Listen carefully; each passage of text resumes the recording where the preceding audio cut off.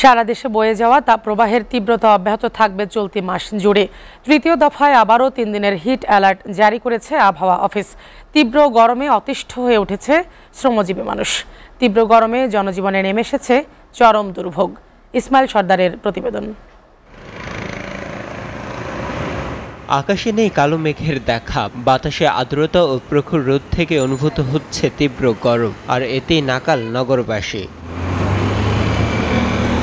পথচারী থেকে শুরু করে সাধারণ খেটে খাওয়া দিনমজুর যারা এই কাজে ঘর থেকে বের হচ্ছেন, তাদেরই জীবন উষ্ঠাগত।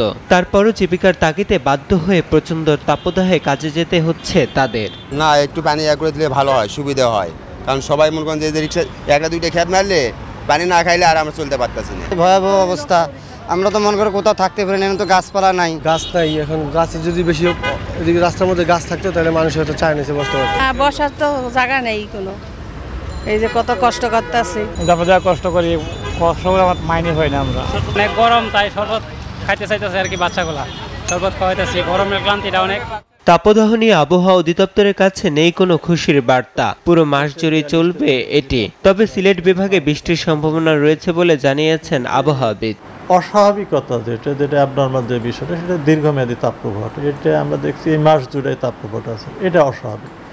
এবং এই অস্বাভাবিক তাপপ্রবাহটা যে একমাত্র যে কারণ যেটা হচ্ছে আসলে বৃষ্টিপাতটা কমেছে, কিন্তু এবছর আসলে একটু ব্যতিক্রম দেখা যাচ্ছে। এরকম আমরা দেখি না, আমরা শুরু থেকে তাপপ্রবাহ শুরু হয়েছে এবং এটা অদ্যাবধি অব্যাহত রয়েছে।